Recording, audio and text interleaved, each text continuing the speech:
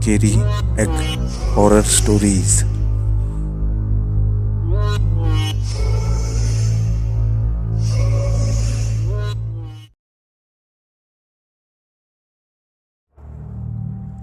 उस अमावस की रात मौसम बहुत लुभावना था।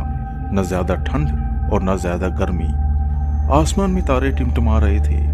गांव से काफी दूर सुनसान रास्ते पर वे दोनों जा रहे थे। अमित और राकेश दोनों जिगरी दोस्त, दोनों एक ही कॉलेज में एक ही क्लास में पढ़ते थे। छुट्टियां पड़ने पर गांव में घूमने आए थे। वे हर रोज हरे भरे पेड़ पौधों की ताजी हवा लेने घूमने के लिए गांव के बाहर जाते थे। आज दोनों घूमते घूमते कुछ ज्यादा दूर निकल आए थे। राकेश, बस मैं थक गया हूँ, रात भी हो गई है, वापस चलते हैं। बहुत दूर आ गए हैं गांव से। आज तो बहुत मजा आ रहा है।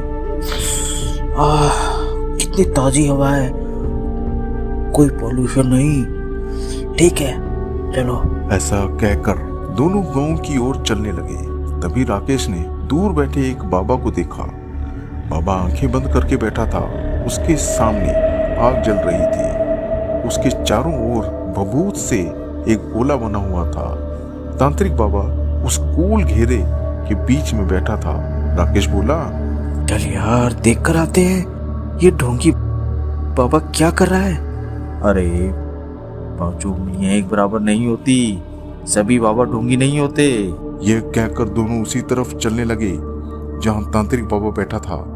पास पहुंचकर वे पास ही एक बड़े पत्थर पर बैठ गए। राकेश तांत्रिक को देखकर मुस्कुरा रहा था और फिर हंसने लगा। अमित उसे इशारा कर रहा था कि वो ना हंसे। तभी तांत्रिक बाबा ने अपनी आंखें खोली और क्रोधित होकर बोला, ए लड़कों, तुम लोग यहाँ क्या कर रहे हो? यहाँ से चले जाओ, उसका समय हो गया है, वो आने वाली है। इस पर राकेश अकड़ कर बोला, नहीं, हम कहीं नहीं जाएंगे। ये सब नाटक किसी और को दिखाना बाबा। मूर्ख लड़के, जिद मत कर, जाओ चले जाओ, वो आने वाली है। क्यों, डराना चाहते हो क्या? अब तो मैं बिल्कुल भी नहीं हिलूंगा यहाँ से। और इस तरह राकेश तांत्रिक से उलझ गया, बहस करने लगा। फिर बाबा ने कहा, जिद्दी लड़के, यहाँ प्रेत आत्माएं भटकती हैं। तुझे नहीं जाना है तो मत जा, लेकिन इस गोल घेरे के अंदर आ जा। अब भी समय है तेरे पास। ये सुनते ही अमित डरकर गोल घेरे के अंदर आकर बाबा के पास बैठ जाता है। फिर बाबा अपनी आंखें बंद करके कुछ मंत्र बुदबुदाते हैं। राकेश अब भी मन ही मन मुस्कुरा रहा था। कुछ देर बाद वहां कुछ आवाजें आने लगी। ये सुनकर अमित घबरा गया। इस पर राकेश बोला, अमित, ये बाबा किसी से करवा रहा होगा। तू तो ऐसे ही डर रहा है। ऐसा कहकर वो पीछे मुड़कर देखने लगा। दूर रात के काले अंधेरे में एक लड़की उसी की तरफ आ रही थी। वो लड़की एक अप्सरा की तरह सुंदर थी। उसने कपड़े भी एक अप्सरा की तरह पहने हुए थे।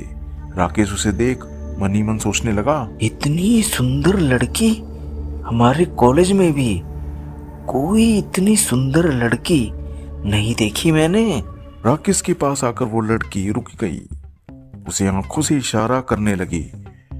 फिर दूर एक पीपल के पेड़ की तरफ चली गई। राकेश उसके पीछे पीछे चलने लगा। जो राकेश अब तक इतना बोल रहा था वो अब बिल्कुल शांत हो गया। वो उस लड़की का दीवाना बन गया था।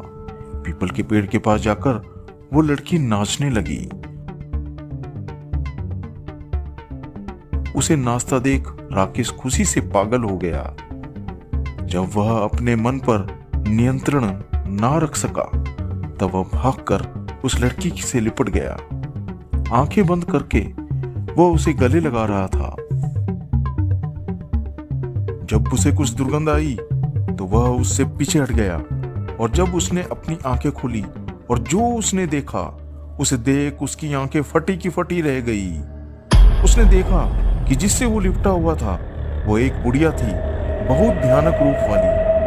उसके दांत मुड़े तुड़े और कुछ टूटे हुए भी थे। अपनी लाल आंखों से वो उसे घूर रही थी। राकेश अब डर गया और फिर अचानक से जमीन फाड़कर एक हाथ निकला और उसने राकेश की टांग को पकड़ लिया।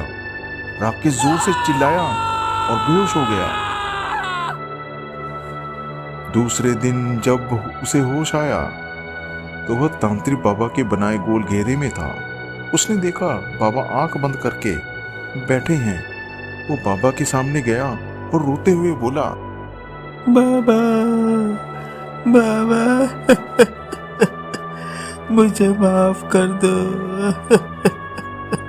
मेरी जान बचाकर आपने मुझे नई जिंदगी दी है।